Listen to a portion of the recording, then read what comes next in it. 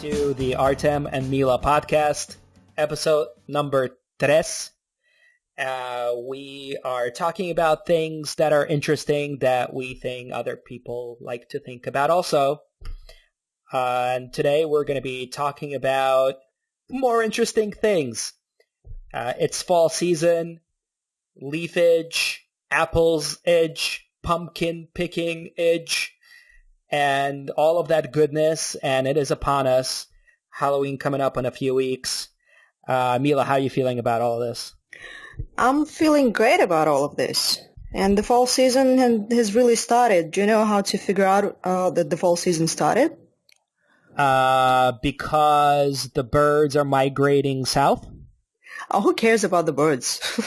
Do you really notice all the birds all the time? You're like, okay, so now I see the birds flying away from me and it's fall season. No, you don't do that anymore. I don't see any bird. I don't see. Actually, that's not true. There are so where I live now, there's a little ledge by my window, and I swear to God, I live on the 6th floor or something like that, and a flock of pigeons.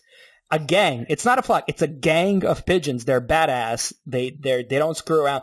They come and hang out right outside my window. But whenever I come up to the window, they're like, "Yo, we out," and they just fly away. But if I'm away from my window for 3 feet away, I can hear all of this commotion. People are doing construction outside of a building. That's what it sounds like. But as soon as they come up, they all boom, they all fly away. And like they were never there. But I see them, and I see all the crap literally that they leave behind.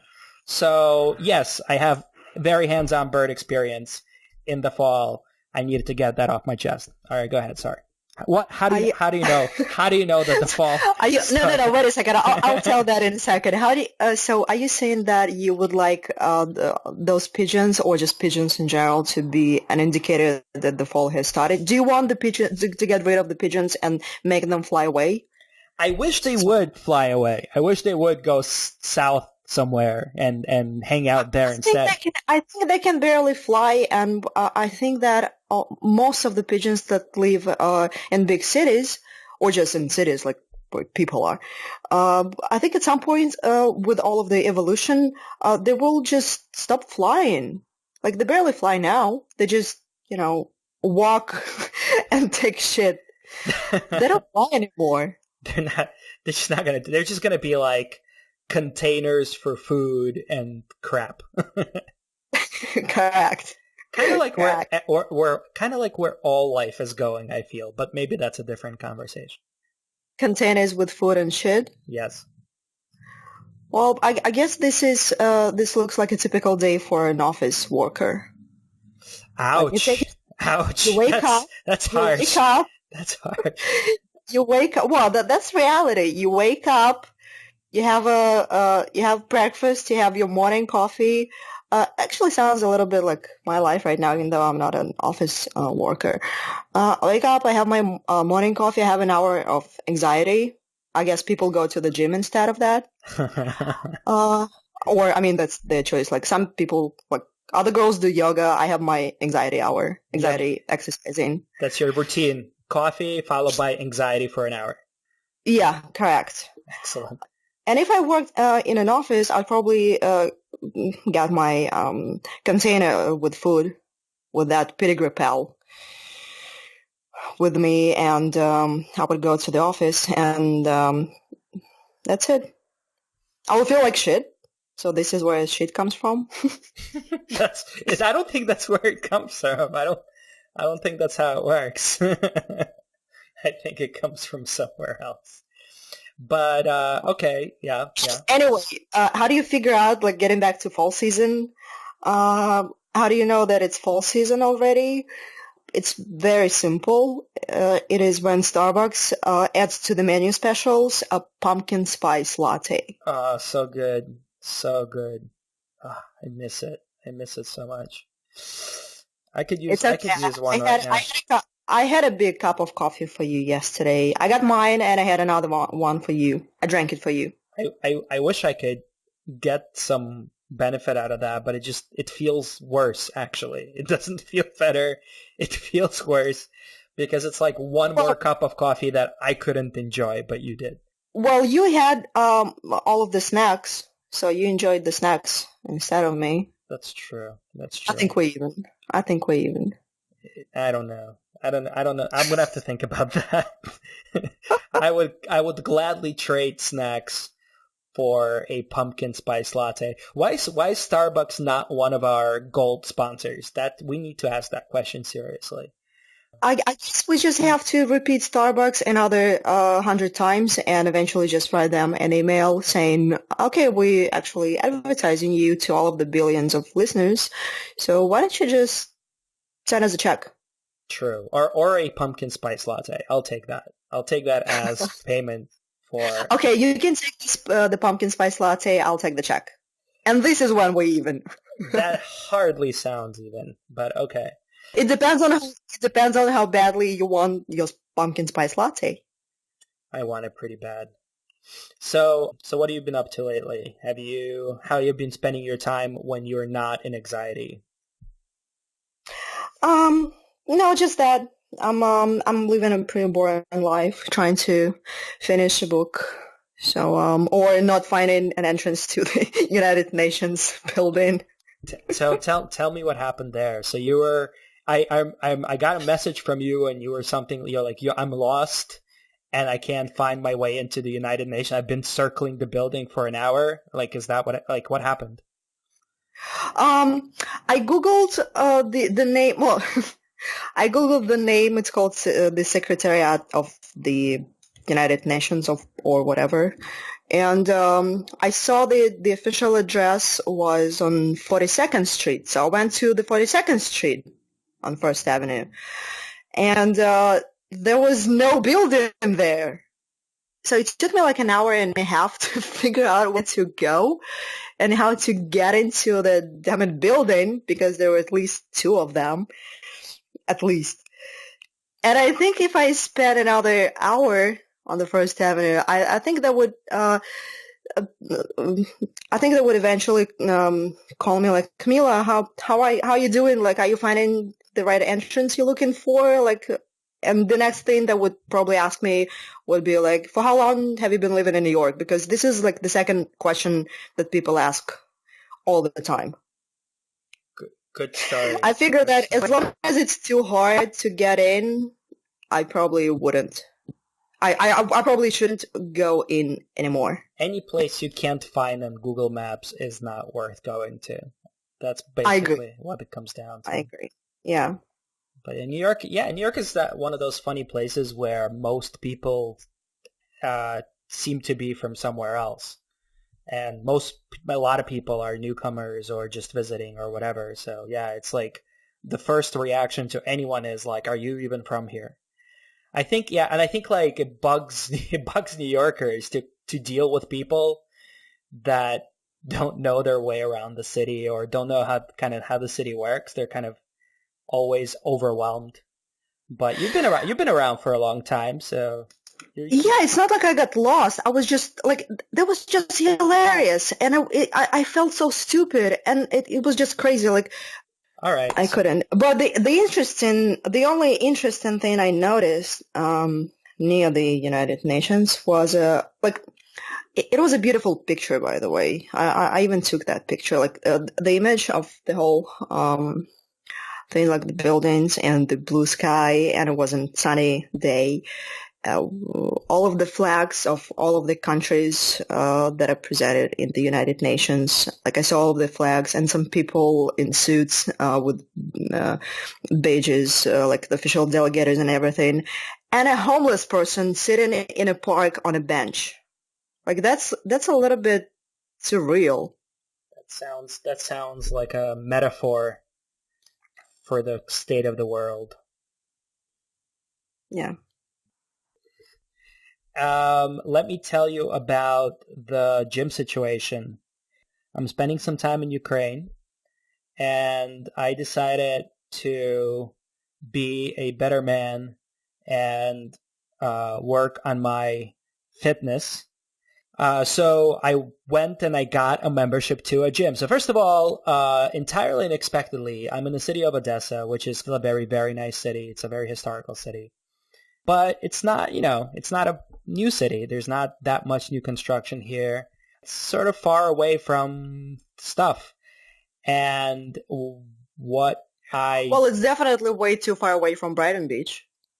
It is far away from Brighton Beach, although Brighton Beach is loosely based on Odessa. And I think you realize that more by being here. You kind of see what are the parallels. And yeah, I think Brighton Beach and Odessa are like cousins. But anyway, go ahead. In some ways, I think Brighton Beach is more Odessa than Odessa these days. But there's more of an Odessa in Brighton Beach, but that's a whole other story. So anyway, It's not, a lot of things here are sort of like decrepit and kind of broken down. Some things are very nice, but most things are kind of, oldish, including roads and cars and, wires in the streets and everything like that. And so I was surprised to discover that there's this brand new gym facility in the city, it was built like a couple years ago, and it's the biggest freaking gym I've ever seen in my life. It's huge. It's got it's got an Olympic-sized swimming pool with a bar and a restaurant attached.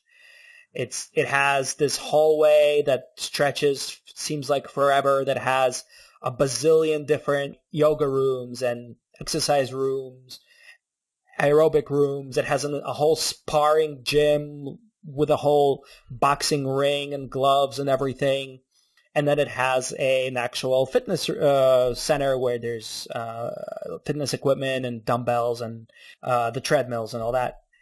So I actually signed up for this thing, which it cost something like the membership I got, which is a subset of of all the facilities you can access, because I don't need all the facilities.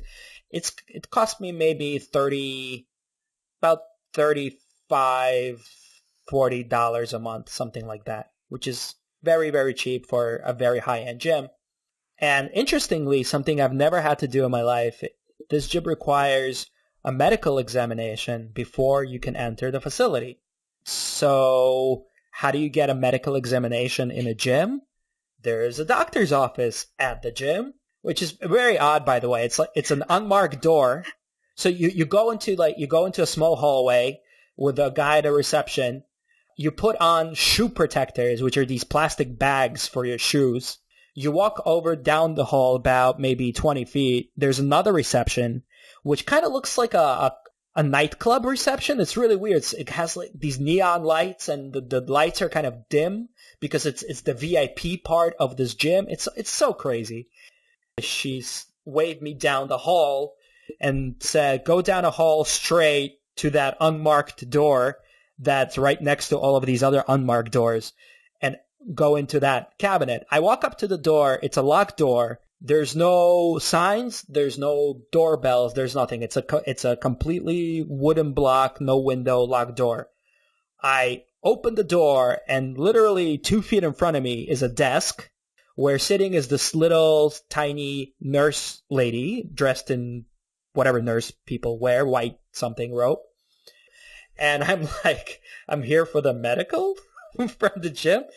She was like, yeah, absolutely. This, apparently that's it, right? Everybody knows what's going on, except poor little old me. Close the door behind me. I step in. She gives me a checkaroo, checks that I don't have, I guess, any contagions on my skin anywhere.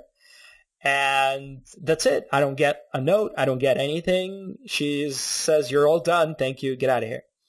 And so I walk my way out, and I get back into the reception of the main gym area.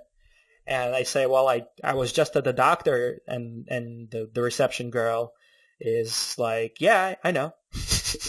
Apparently they all immediately know everything. It's all now, like, the world now knows. And yeah, and so I was able to get into this gym now. So interesting, because there's exactly zero facilities in the United States that do a medical checkup for you to get in the gym. I thought that was unusual and interesting, and maybe, I don't know, maybe even good. Get into the gym, In the middle of this gym floor, first of all, is a huge video screen. It's probably 10 feet high by not 10, maybe 5 feet wide. And in front of the screen, like a few feet in front of the screen, is a stand with a full DJ booth on it. There's a DJ booth in the middle of the fitness room. And so apparently, I was there during the afternoon, so there was no DJ, but apparently every evening, there is a DJ who DJs the fitness room. Why not? Maybe they even serve cocktails at night. You should go check out the gym at night. Like there's a DJ, maybe they serve cocktails, and the girls are in nice dresses. Maybe. Doing yoga. Yeah, that's right. Yoga. Yeah, maybe. I don't know. I guess I will have to go there in the evening just to see what the scene is like. But it's cool. It's cool. I liked it. I thought it was really cool and unusual. Speaking about your medical exam, that just reminded me a joke about a mental facility. So in a mental facility, who gets the white robe first, that person is called a doctor. Huh.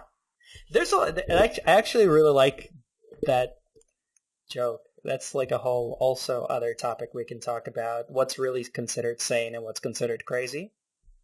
It's very arbitrary. Let's talk about that now. Or finish the gym story. That was my whole gym story. Your gym story doesn't really impress me because I've seen those gyms, and I told you about that before, that I even had a membership to a gym like that. That was like a 3-floor building, huge.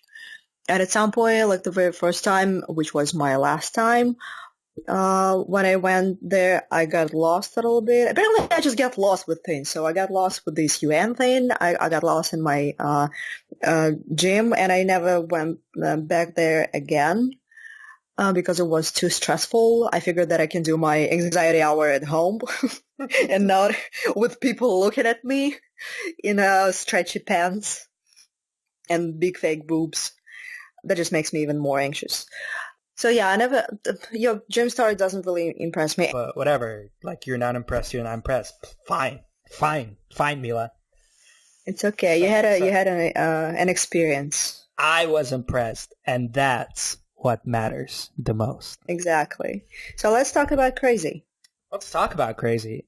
Well, yeah, that sounds interesting. I think so one of my pet topics that I like to mess around with is the topic of culture and different cultures all over the world and also throughout history. And once you get exposure to enough different cultures and enough different ideas, and also you learn a little bit about how things were in history versus how things are today, you start to realize how many things around you are really figments of someone's imagination that someone made up, and then it became the norm because enough people started doing it.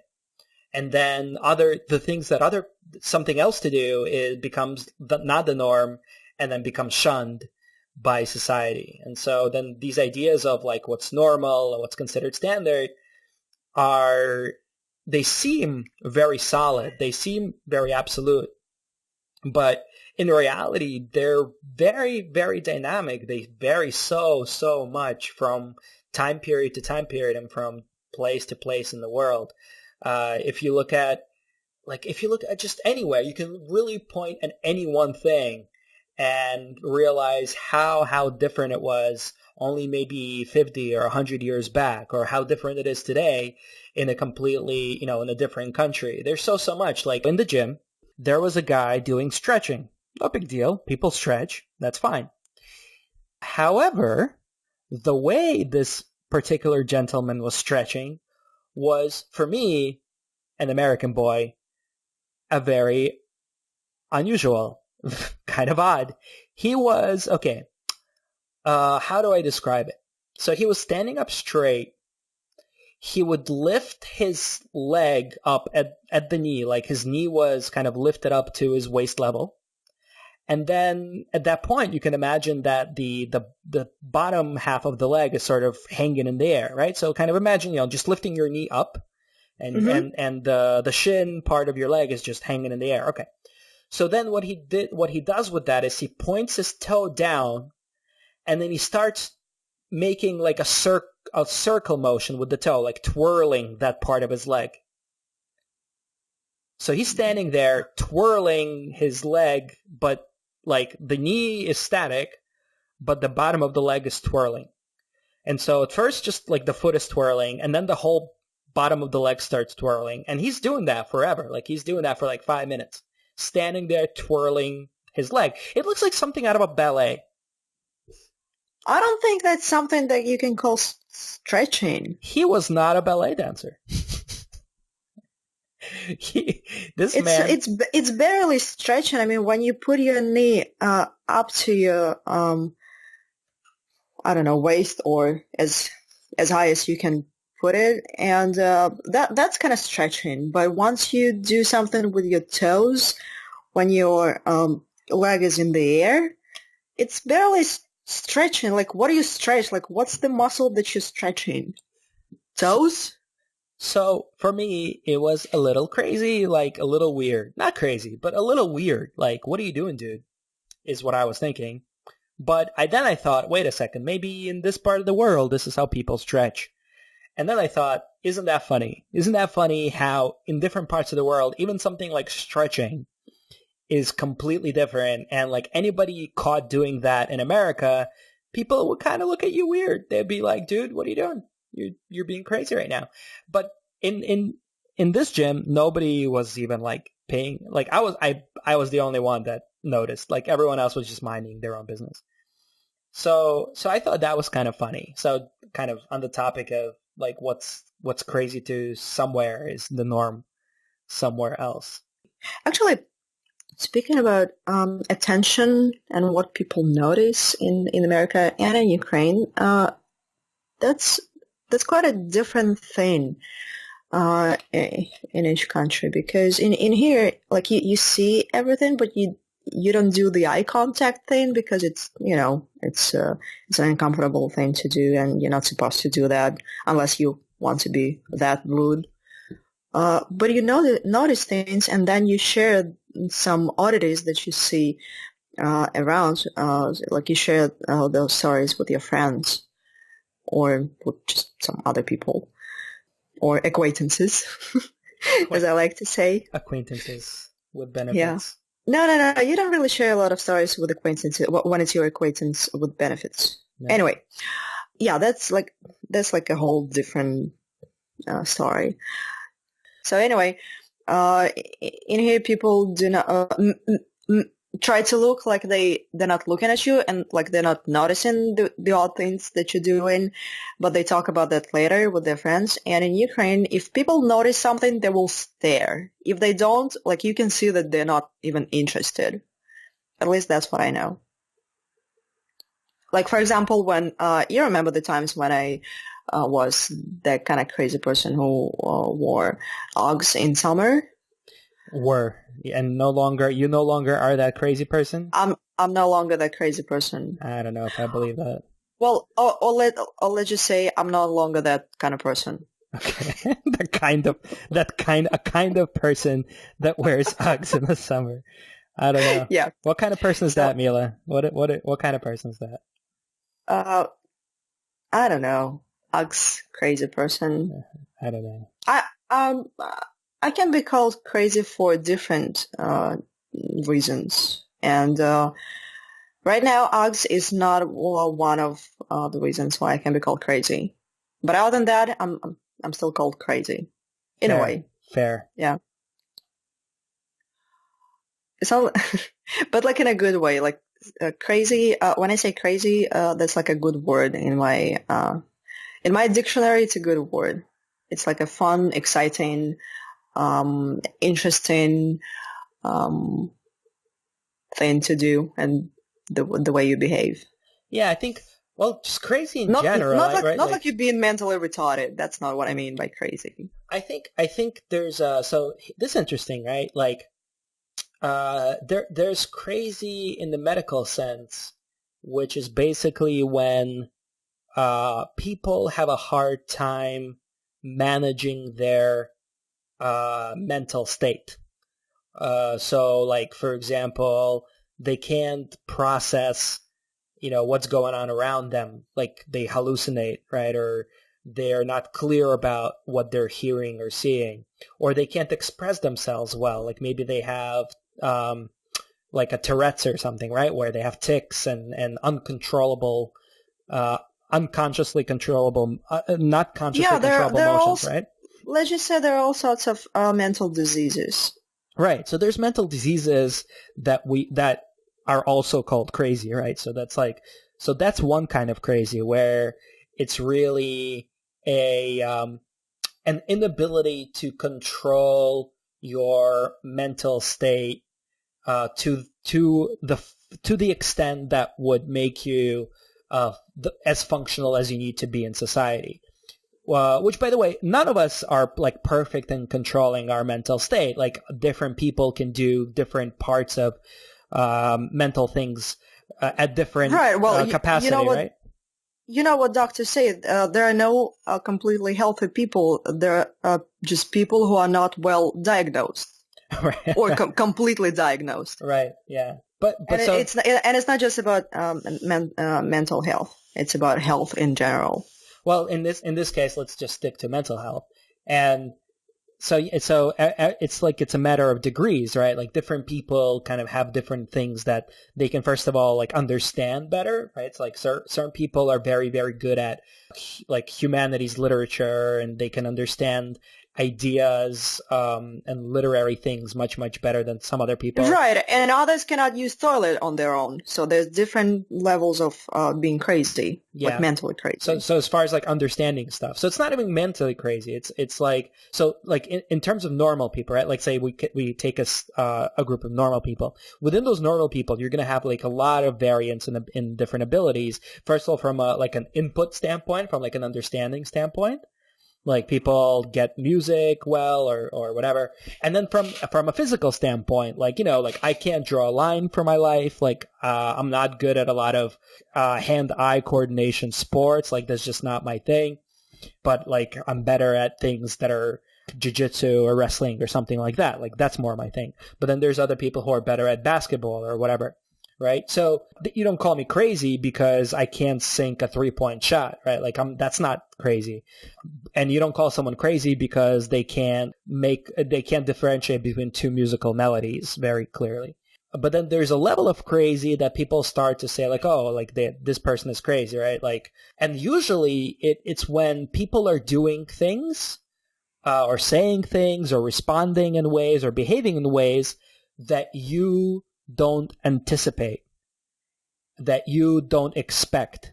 If somebody does something unexpected, that's almost naturally the thought is that's not normal, right? So basically, when someone is called crazy, it means that that person is doing something that is not socially accepted as a norm, like something that that's a little bit out of that stereotype or like the normal way to live and do things.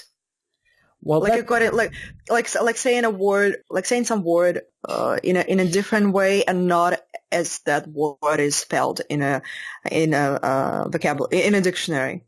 Sure, yeah. So that's like people have a weird way of saying things, and you automatically label them as weird because they say things differently. Yeah, because you're saying the word, and like you're behaving not according to the book of laws. Right, like the quote-unquote book of laws. But that's the thing, right? Because some people are really are crazy in the sense that they can't control what they say or do, or they don't understand some things, or they understand some things inaccurately or incompletely. And so that's like really crazy. But then there's crazy where people have sort of an intentionally different interpretation of ideas or behaviors, which is not like they're doing exactly, like they understand everything very well. They're doing exactly what they intend to do, like this, they intend to function the way they function. But because it's not what you expect, then we also call that crazy. So like that word crazy is not a great word because it's overextended to include things that are clinical as well as things that are weird. But Yeah, in there should reality, be another word. well, I think I think like we have words, but we don't use them that way, right? Like we use we use crazy because that's kind of the most common word.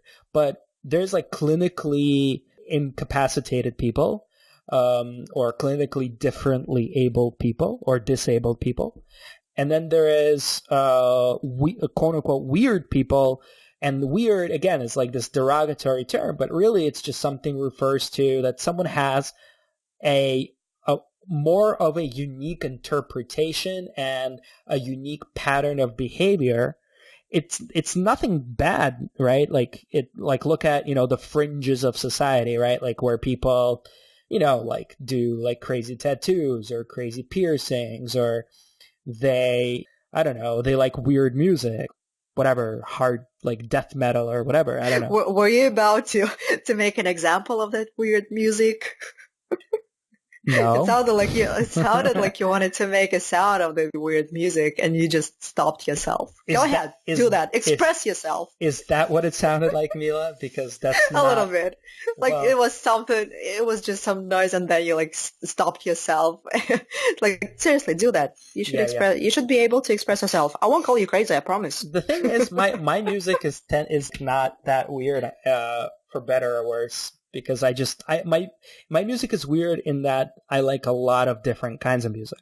And that's kind of weird, because the normal quote unquote thing is to have a strong preference for one kind of music or another. Or at least that's how I grew up. That was considered normal. I don't know, maybe today things have changed. But I always enjoyed all different kinds. Like I can have a mix where I'm listening to hip hop and then like a pop, and then country, and then a Russian song, and then whatever. And it's all in like one progression. So that's kind of weird. It's not. No, it's not. This is absolutely normal. I don't think like so. I think most people are not like that, which is the definition of what weird is. If you're not like most people in some respect. So, okay, it's either one of the following. It's either listen to different types of music is okay, or we're just both crazy and weird. Which one? No, I don't think... Because I'm just like you. Like I listen to all kinds of music. It depends on my mood. Except I'm not that big a fan of jazz. You know that. Right, yeah. Well, what was it you said? You made an analogy of like, it's like jazz and like sex. It's like, I just don't get it. Like, what was your thing? Yeah, actually, I can read that to you. There's like a 2-sentence explanation about jazz. Yeah, take your time, find it, read it. Yeah. I'm gonna skip. I found the paragraph, but I'm gonna skip the part of the guy. So the sense of rhythm in man is developed since childhood. The main thing is not to interfere. And then I was talking about a guy who was like his moves were just drawn and rhythmical. Like he had a rhythm, or like he was a jazz player. Jazz is a kind of music impossible to sing along to. You can only listen to it. No jazz band will ever be able to rock it at Madison Square Garden. The reason is very simple. Music and sex are inseparable.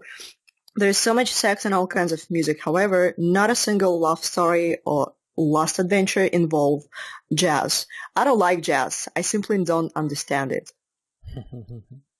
I like that. So it's like it's seriously, it's a kind of music that you can't really sing along to. Like when you take a shower. Well, you can't really sing any song. Like I'm sure there's a lot of great songs in jazz, and sometimes I can listen to that, but I just can't follow them. Like every time I take a shower, not that I sing in the shower all the time, but when I feel like it, I don't go like poo poo poo poo poo. Like I can't even do that. Like I can't. Nice song, Mila. Say that again, please. How did it go? Stop it. Boo. Yeah, something like that.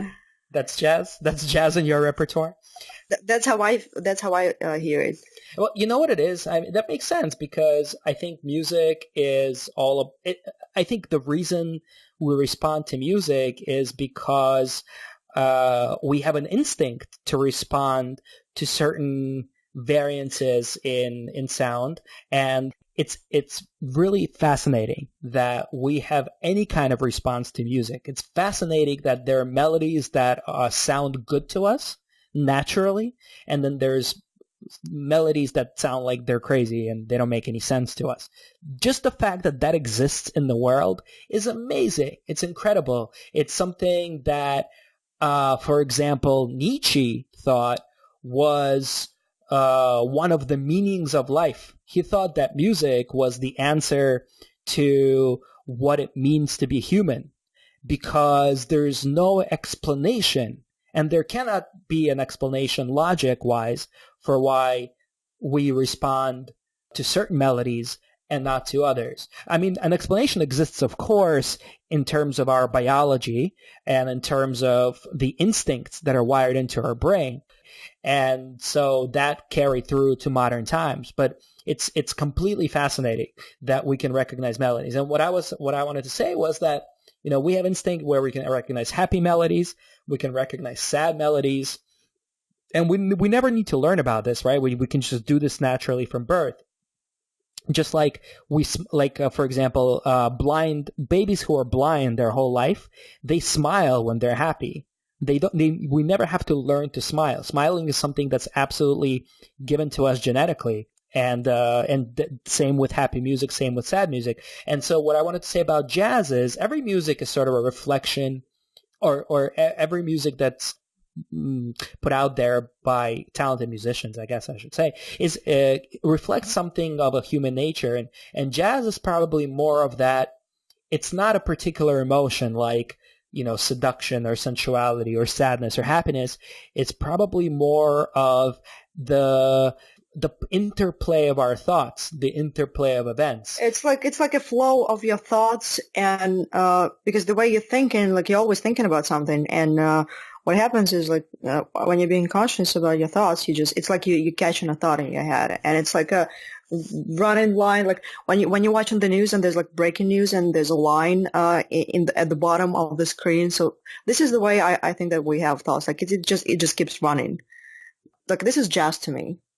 Like this is like a flow of thoughts, and sometimes you just get to some idea that you catch, but most of the time you're not even there. You're not even listening. So that's why if I want to listen to some music, like if I want some noise that will not distract me, I usually turn on jazz. That's perfect. Yeah, that makes so much sense. And it's not even just thoughts. It's like jazz, like different instruments, they kind of compete with each other a little bit, and then sometimes they synchronize, and then sometimes they go into their own little themes.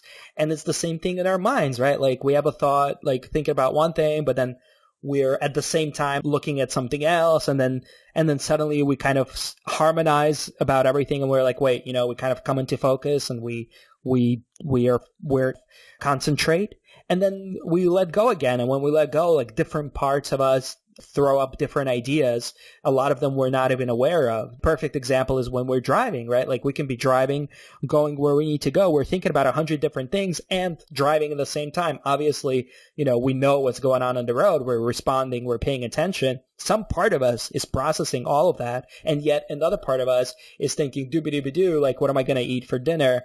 That's right. That's jazz right there. And then at some point, we're really in focus and we are in tune with all of our parts of our thinking.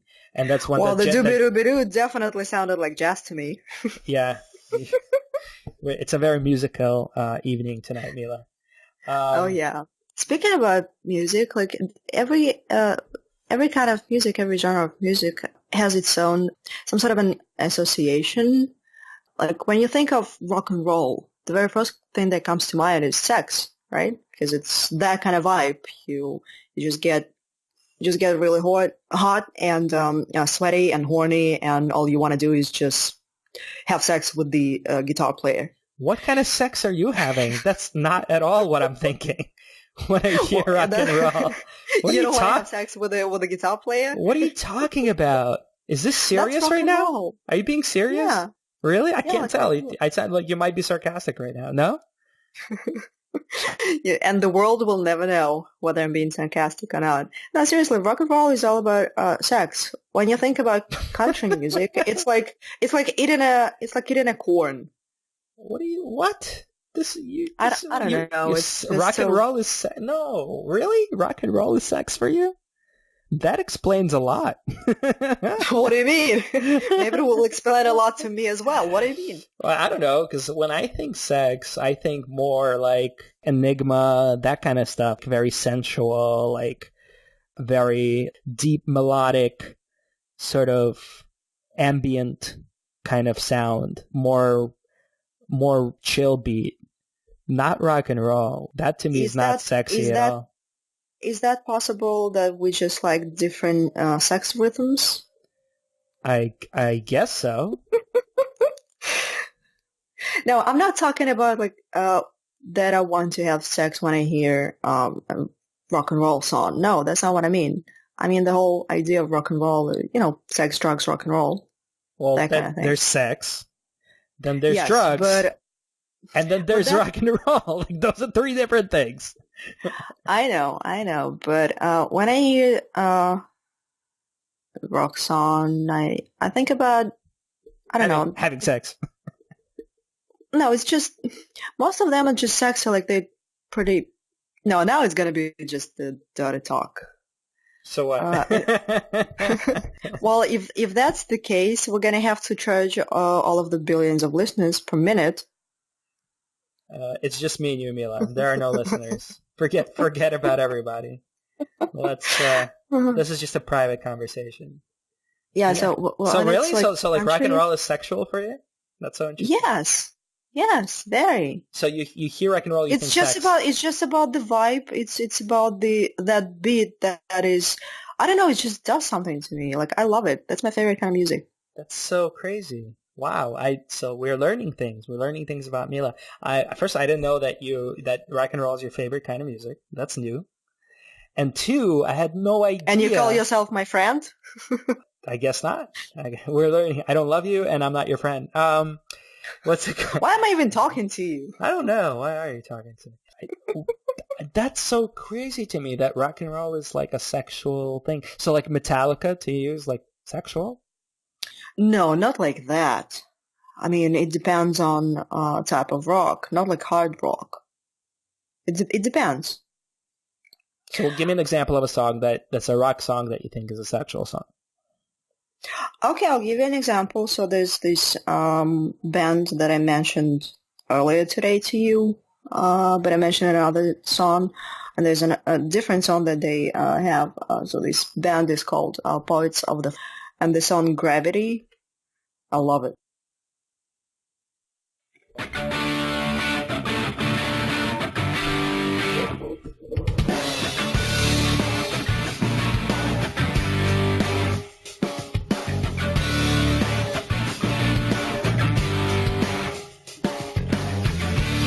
at the station, standing in the rain. It is so sexy. My train of thoughts. I don't know who you are anymore. Looking around for a better time again. I can continue my thought. Go ahead. With like different types of music.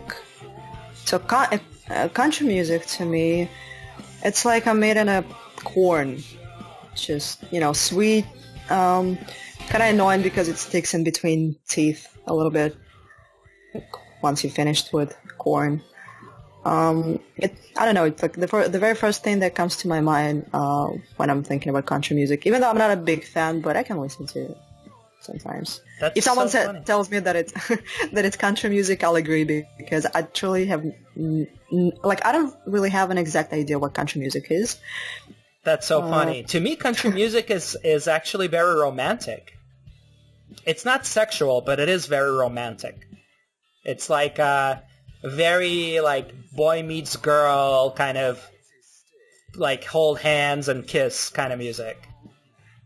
Like a Notebook movie kind of music? Yeah, but with more like dirtier. Like not dirtier like in a metaphorical way, but like literally dirtier, like dust on your shoes and dirt on your on your t-shirt, kind of like very. It's sort of like very down and dirty romance kind of music. I get it. That's interesting. Let's see. So is that the sexiest kind of music for you? Country music? I don't think country music is sexy. I think it's lovey. Lovey. What would be sexy for you? Like, what would be the sexiest music for you? Like in my case, it's rock.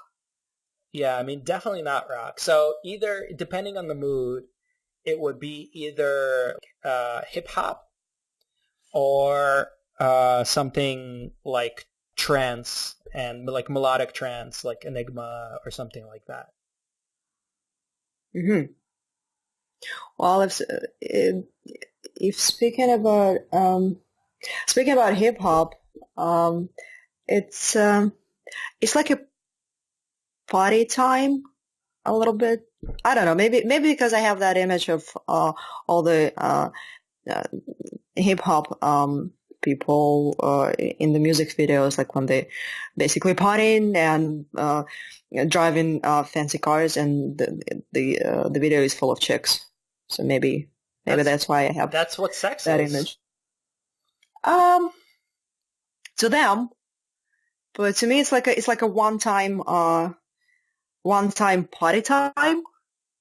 That rhymed because I said time way too many times. It's like when you feel bored and you want to have some fun, and you just go out and you dance with your hips and everything, and have a couple of cocktails, and then you're done and you go back to the office the morning after. I don't know. No, to me, like, I mean, it depends on the kind of sex. Like, if it's more like sensual and like, sort of sexy, it's probably more of that trance Enigma type vibe.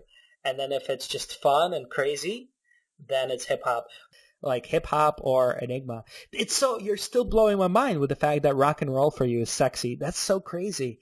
That just shows you like how different people think, right? Like to me, I would never consider that sexy. That to me is not sexy at all, but I guess to you, that's maybe you wouldn't be funny if like you could pick partners by what kind of music they considered sexy. I think it would be just another problem of what kind of partner you want to find, because a lot of people just have that list of what kind of person they want to see next to them. So adding that as a criteria, like this is pretty funny. Like a lot of girls, unfortunately, do this crazy thing, like trying to find a perfect partner that would fit them according to their horoscope sign. Like you're Cancer. Okay, please go away, move forward. I'm not interested in going on a date with you because we do not click according to some stars of the galaxy far, far away. Yeah, but horoscopes are like fairy tales, right? That's really bullshit. But for me, well, people right? believe in them. Oh yeah, no, of course, absolutely. Sadly, most people do. It's crazy because it's an easy story to buy into.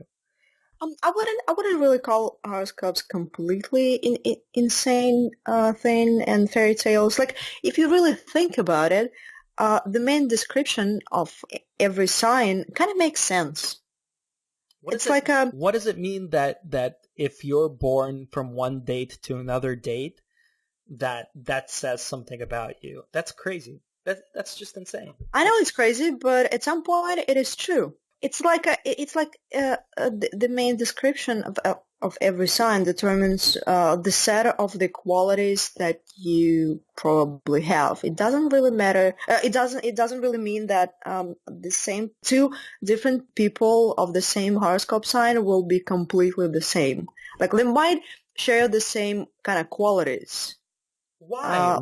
Why would that happen? Why would that possibly happen? I really don't know how it works, but What I did was like I thought about a couple of friends of mine, like people who I know, and I know when their birthdays are, and I just read the description of the horoscope sign, and it kind of matches. And I also read about it myself, and it kind of matches. It's like when you buy in a car, and you get the main package of what's in that car, but you can totally upgrade every single thing in your car. So that's what makes you a real person, which is different from any other person. But the main package is how like, do you not see how crazy that is? So you're telling me that, and so let's take a date like April 12th, okay, whatever sign that is, Taurus or right, whatever.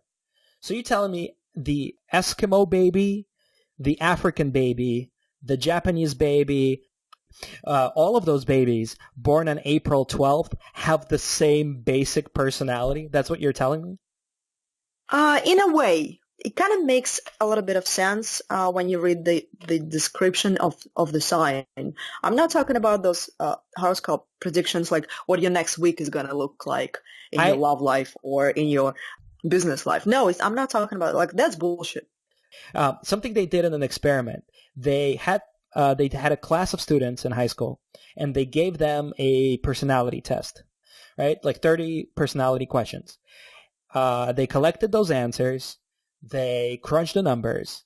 They came back the next day, and they gave everyone a what their answers mean. So far, so good? Yeah, I'm totally following you. And then they asked the class, okay, class, so how many of you find that this description fits you well? You know, did we do a good job of analyzing your answers?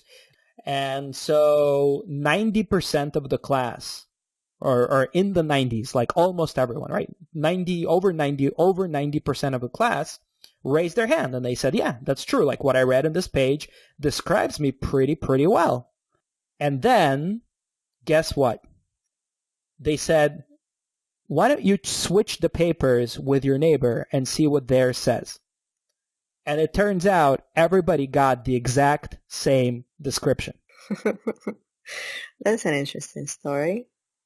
So what that goes to show you is how it's completely dynamic what you think of yourself. And you can find yourself, if you kind of phrase things generally enough, you can find something true about yourself in those things. Even if the things are completely opposite. One thing is going to say you're a little bit shy in certain situations, and you're going to say, that's kind of true, that's true.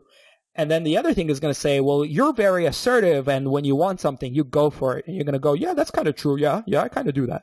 Right? Even though those are completely opposite things. We exhibit different traits in different situations at different times in their lives.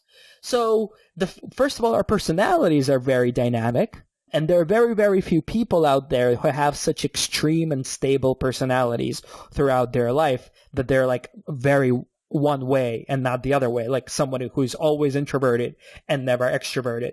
That's pretty rare. Like, most people are somewhere in the middle or somewhere in between, or vary. Sometimes they're a little bit more extroverted, sometimes they're more introverted.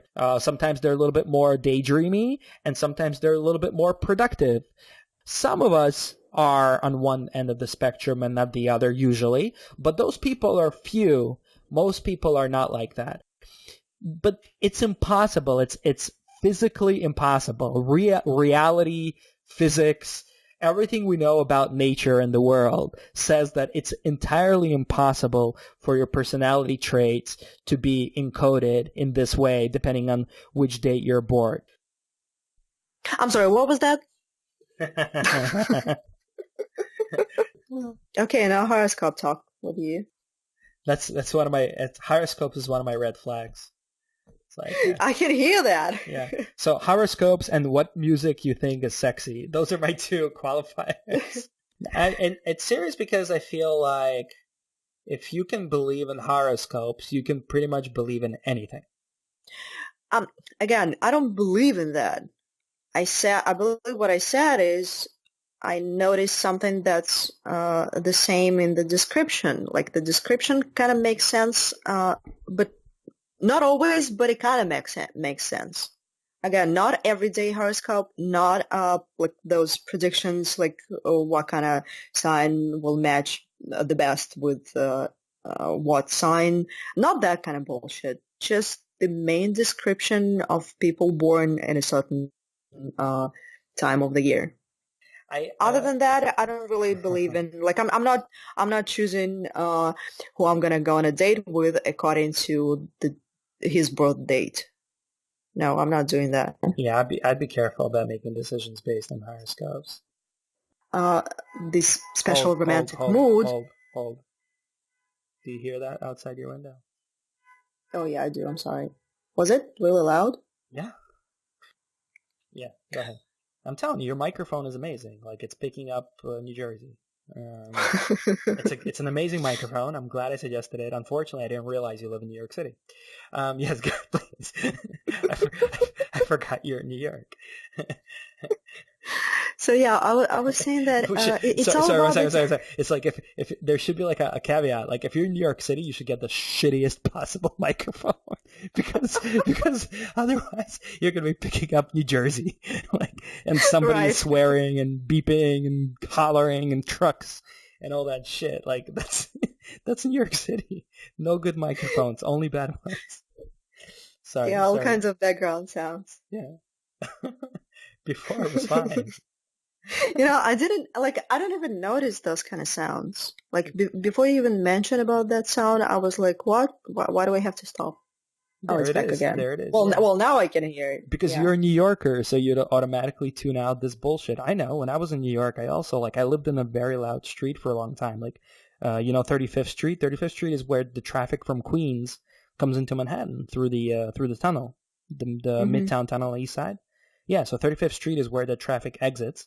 And so all of the traffic out of Queens in the morning was under my 12th floor window, which you would think, 12 floors, right? Like, what the hell do you hear? Everything. Except that, after a while, I completely ignored it. I couldn't even hear it. Because in New York, you learn to white noise everything. It just blends into bullshit. Yeah. What do you think would be the after sex kind of music? The after sex. No, not at all. I think, actually interesting. I think different people take after sex differently.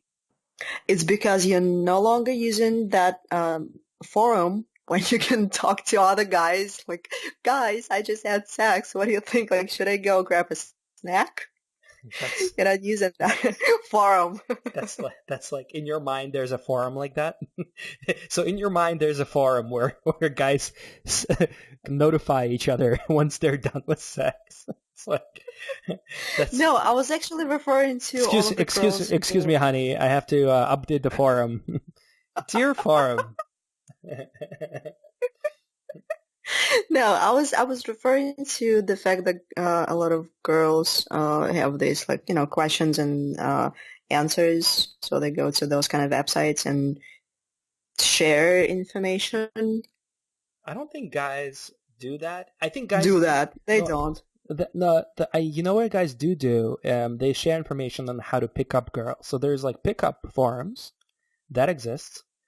There's also forums on just dating, but I don't think guys really go to dating forums. That's girl territory. Like, guy forums are only focused on like everything leading up to dating. Once the guy is dating, he has nothing to say to anyone anymore. It's like once you're dating, you're done talking. Like, you're done. You're like, yeah, but until you get to dating, you're very concerned with beginning that process as a guy. So before that happens, you're regular on Quora, and after you find that poor girl, you're out of Quora or any other website. Sure. And on that note, we're going to wrap this up. Enjoy your pumpkin spice lattes. Like and subscribe if you enjoyed this musical episode. Find us on Twitter at TheAMTalk. As always, tell your friends, tell your relatives, don't tell your mama. Till next time.